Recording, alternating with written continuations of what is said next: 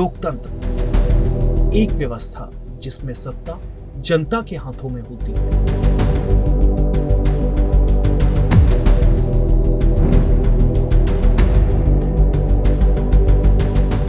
भारत, जहां आज से हजारों वर्ष पहले गणराज्य स्थापित हो चुके थे।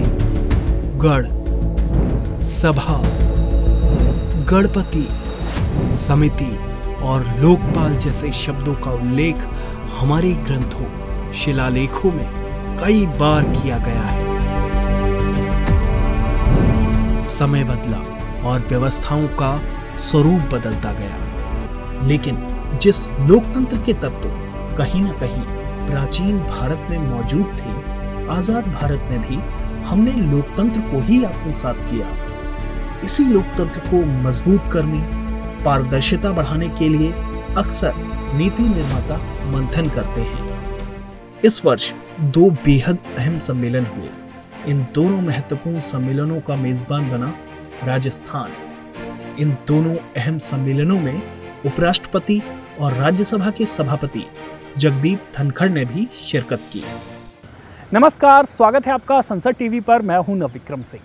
उपराष्ट्रपति जगदीप धनखड़ ने इस साल जनवरी में अखिल भारतीय पीठासीन अधिकारियों के सम्मेलन का उद्घाटन किया। साथ ही उन्होंने सीपीए के भारत क्षेत्र सम्मेलन में भी शिरकत की। आज अपने विशेष कार्यक्रम में हम आपको बताएंगे इन्हीं दोनों सम्मेलनों के बारे में।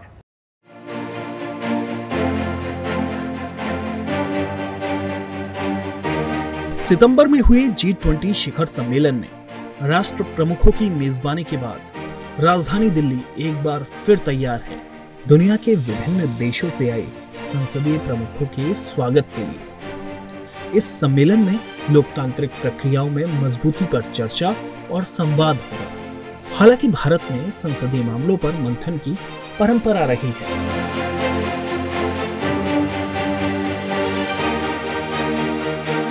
हाल ही में राजस्थान के उदयपुर में 9वां राष्ट्रमंडल संसदीय संघ भारत क्षेत्र सम्मेलन हुआ, जिसका उद्घाटन लोकसभा अध्यक्ष ओम बिरला ने किया। उपराष्ट्रपति और राज्यसभा के सभापति जगदीप धनखड़ ने भी राष्ट्रमंडल संसदीय संघ यानी सीपीए के भारत क्षेत्र सम्मेलन में शिरकत की। उपराष्ट्रपति ने कहा कि सीपीए की बैठक संसदीय प्रणाली पर गहन विचार विमर्श का अनूठा अवसर है।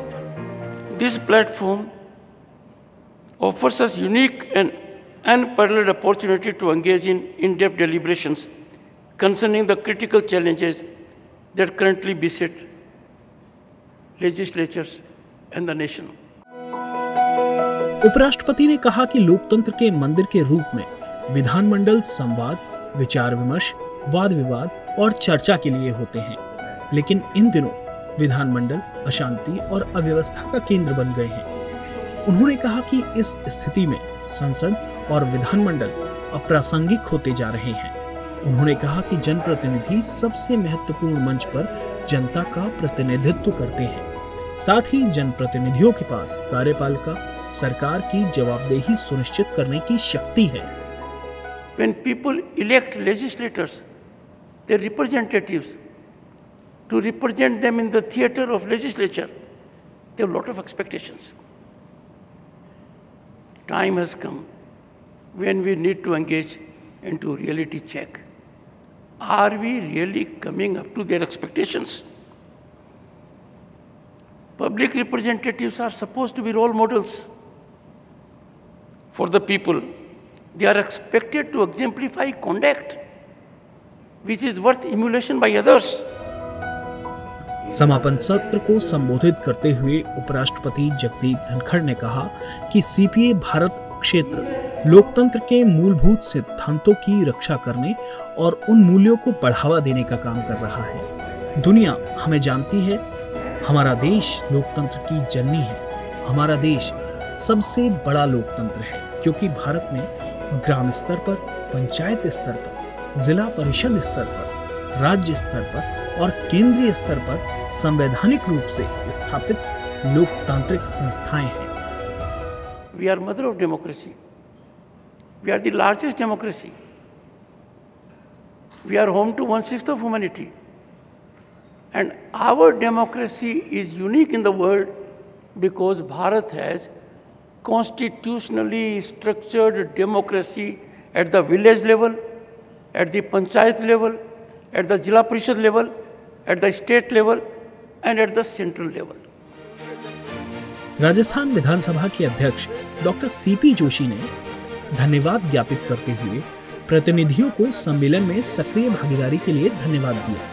उन्होंने उपराष्ट्रपति और लोकसभा अध्यक्ष को भारतीय लोकतांत्रिक व्यवस्था के बारे में अपने विचार साझा करने के लिए विशेष रूप से धन्यवाद देते हुए विश्वास व्यक्त किया कि सम्मेलन के दौरान हुए विचार विमर्श से विभिन्न राज्यों के पीठासीन अधिकारियों को लाभ हुआ होगा।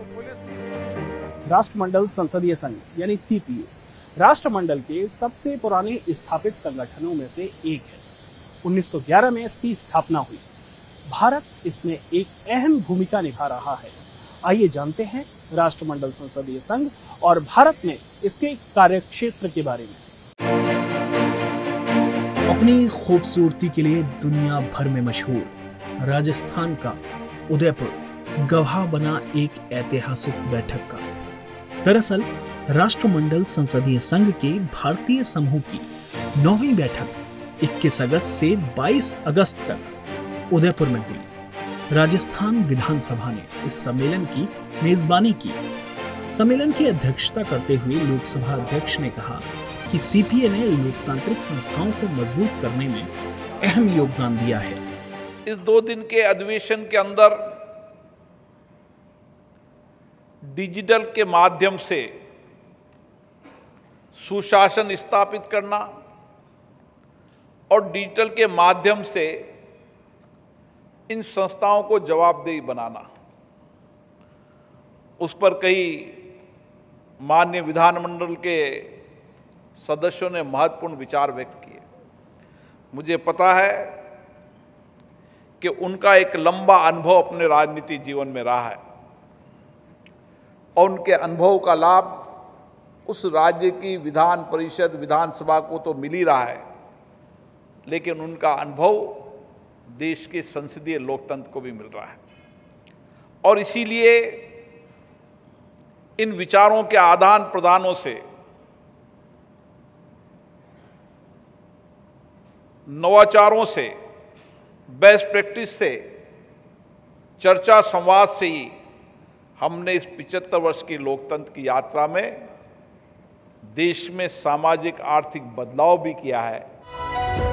इस सम्मेलन में 23 राज्यों और केंद्र शासित प्रदेशों के पीठासीन अधिकारियों ने हिस्सा लिया। इस मौके पर संसद सदस्य और राजस्थान विधानसभा के सदस्य भी उपस्थित रहे। सम्मेलन में लोकतांत्रिक संस्थाओं को मजबूत करने, जनप्रतिनिधियों को ज्यादा जवाबदेह बनाने और डिजिटल सशक्तिकरण के माध्यम से सुशासन जैसे महत्वपूर्ण बिंदुओं पर मंथन हुआ। देश भर से आए विधानमंडल के प्रतिनिधियों ने इस सम्मेलन को सार्थक बताया। चर्चा अल्टीमेटली जो कुछ भी हम करते हैं, जो कुछ भी हम विचार विमर्श करते हैं, अल्टीमेटली लोकतांत्रिक व्यवस्थाओं को मजबूत करने के लिए और लोकतंत्र के उन अवधारणाओं को पूर्ण करने के लिए करते हैं जो आम जनमानस हमसे अपेक्षा करता है। इस विषय पर चर्चा करते रहना ये बहुत ही माने जरूरी है। तो आज यही है, आप अगर कहेंगे कि इसका अहम क्या है तो अहम यही है कि इस तौर हम अच्छे से अच्छे हम संसदीय ये जो प्रक्रिया है उसको हम लोग उन्नत कर सकते, सुदृढ़ कर सकता है। जो प्रमुख रूप से आज इस 9th सीपीए कॉन्फ्रेंस के अंदर डिस्कस हुए हैं, उनमें मुख्य रूप से लोकतंत्र को मजबूत करने में जो जनप्रतिनिधि हैं उनकी क्या भूमिका रहनी चाहिए, और दूसरा था कि डिजिटलाइजेशन के माध्यम से हम कैसे लोकतंत्र को मजबूत कर सकते हैं। उत्तर से लेकर जम्मू कश्मीर से लेके साउथ तक, कन्याकुमारी तक और पूर्व से लेकर पश्चिम तक जो भी भारत का सब आदमी एक ही जगह में होने के बाद में एक दूसरे से चर्चा करते हैं, तो इसके से जो निचोड़ निकलता है तो उसमें से भारत को आगे बढ़ने में और विभिन्न राज्यों के आगे बढ़ने में ठीक रहेगा, ये मुझे लगता है। 1911 में स्थापित राष्ट्रमंडल संसदीय संघ का मकसद जुड़े हुए सदस्यों में समन्वय और बेहतर तालमेल स्थापित करने का है। राष्ट्रमंडल संसदीय संघ का मुख्य उद्देश्य लोकतंत्र को मजबूत करना है। इसके जरिए विभिन्न राज्यों के विधानमंडलों के प्रमुख जनप्रतिनिधि मिलकर लोकतंत्र की मजबूती के लिए विचार मंथन करते हैं। इसमें साझा नीति बनाने और उसे लागू करने में मदद मिलती है। देश और दुनिया में बीते दशकों में समन्वय के लिए कई अंतर्राष्ट्रीय संगठनों का गठन हुआ है। हालांकि अपनी गहरी जड़ों की वजह से सीपीए का महत्व कम नहीं हुआ है। CPA's relevance and impact is all about our members and how active and engaged they are within our organisation. Yes, of course, we have a history, as the Commonwealth has a history that goes back to the days of empire, but this is not what it's about anymore. India has an incredibly powerful voice within the organisation, and the power is shared across all of our members, and we regard all of our members as equal to each other in having their voices heard within the Commonwealth Parliamentary Association. I welcome new organisations being formed and working with the G20, for example, and we know that India is hosting that and hosting the P20. We work with our friends in the Inter-Parliamentary Union. There are many different inter-parliamentary organisations. What is very special about the CPA is as well as working at a national level, we work at the state level as well.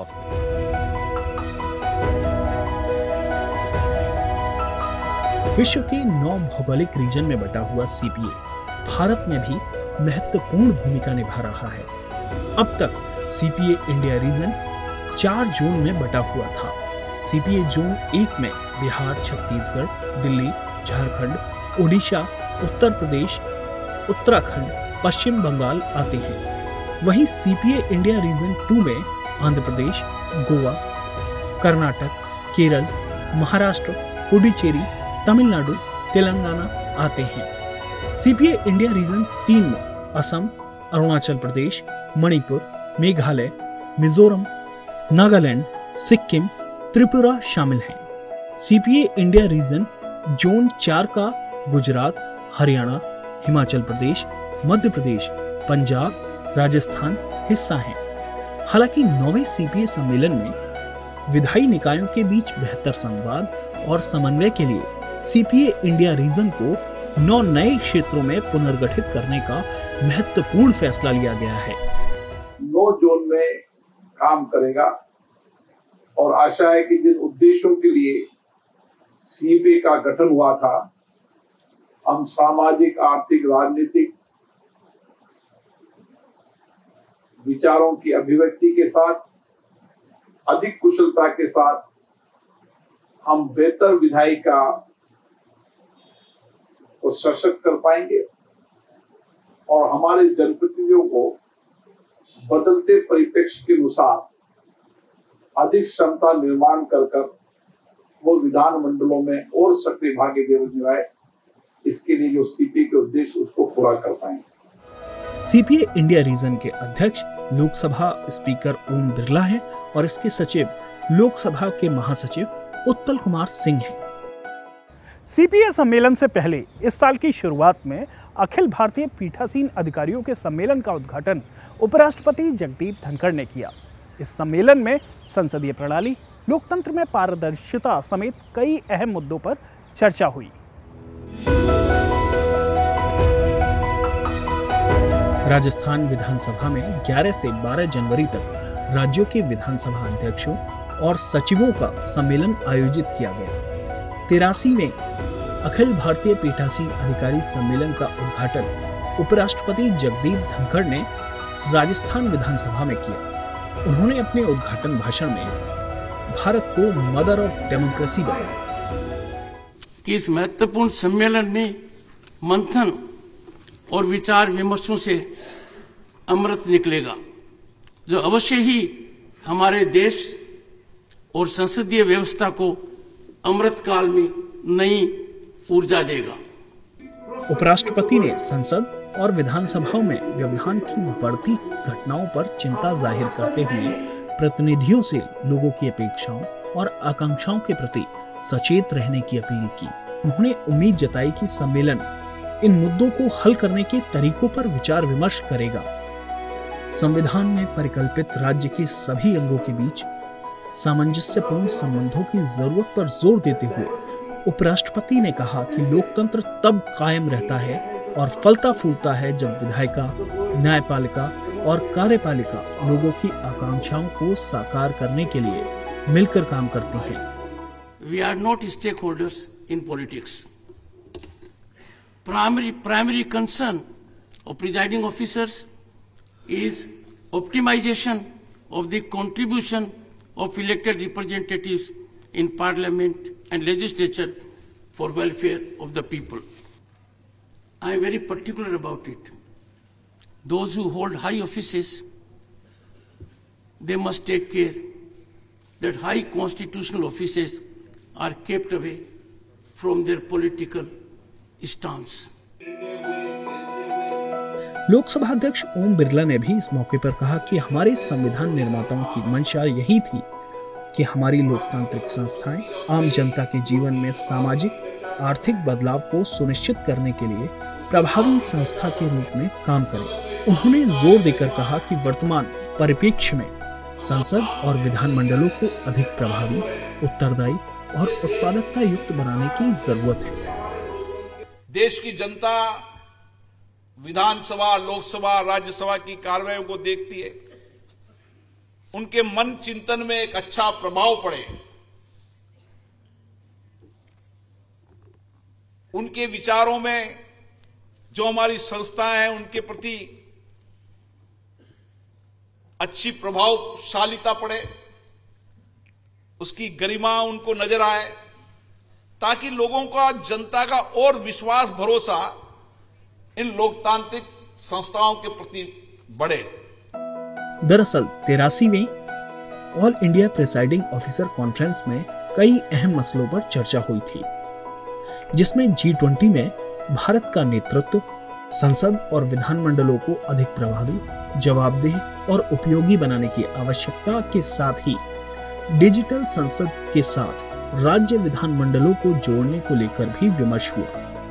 संविधान के आदर्शों के अनुरूप विधायिका और न्यायपालिका के बीच सौहार्दपूर्ण संबंध बनाए रखने की आवश्यकता पर भी विचार मंथन हुआ। उद्घाटन सत्र में 20 पीठासीन अधिकारियों ने भाग लिया। अखिल भारतीय पीठासीन अधिकारियों के 83वें सम्मेलन का समापन 12 जनवरी को हुआ। हमारे इस कार्यक्रम में इतना ही। आप हमारा ये कार्यक्रम संसद टीवी के YouTube चैनल पर भी देख सकते हैं।